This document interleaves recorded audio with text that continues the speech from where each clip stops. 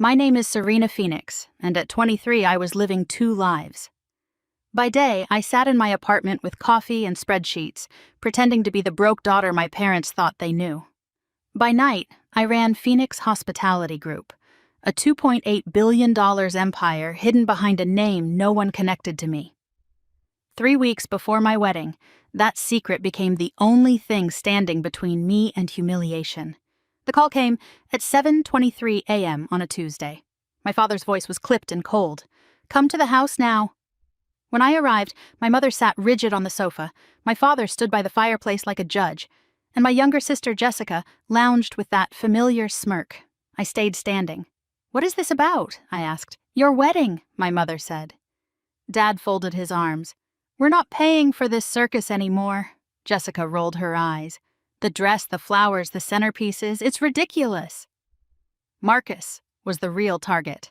My father sneered at his nonprofit job, my mother called him impractical, and Jessica joked that my old Honda proved I was living above my means. Then Dad said he had already called the venue, the caterer too, the photographer, the florist, canceled, all of it.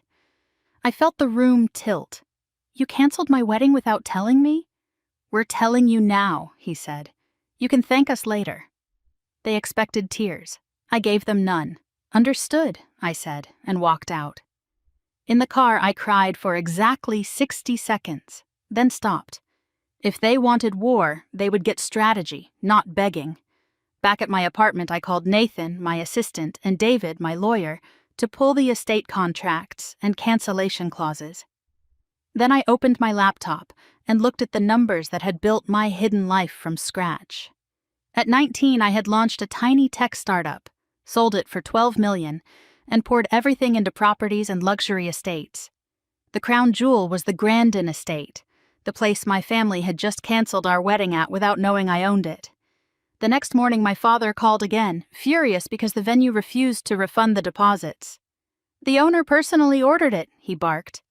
"What did you do?" I smiled into my coffee. "Interesting.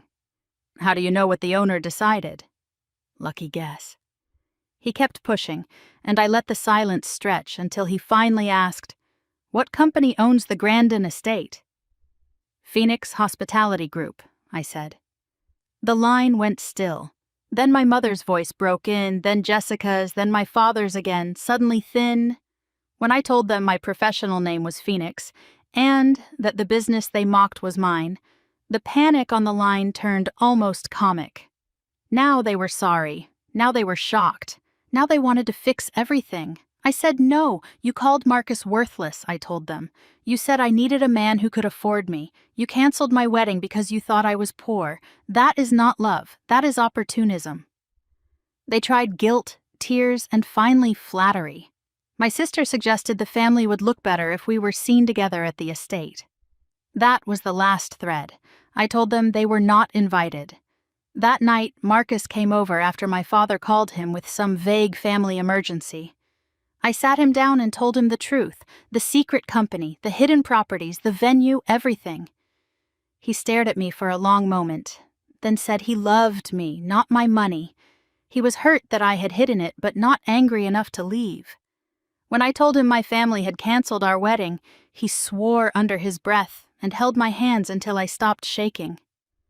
We decided to marry anyway, at the Grandin estate, with no one there who loved conditions more than people. I wrote my parents a final letter explaining they would not be a part of my wedding or my life until they understood that respect is not earned with money. They showed up at my office anyway, but security escorted them out. Jessica tried one last time, calling me in tears and then slipping into the same old manipulation. I blocked her number. On September 15th, I walked down the aisle through white roses and afternoon light, surrounded by friends who had never needed my bank account to know me. Marcus looked at me like I was his entire world. When I said my vows, my voice never wavered. 6 months later, my father sent a letter full of admiration for my business brilliance and not a single honest word about love. I sent back one sentence: "Some bridges, once burned, cannot be rebuilt."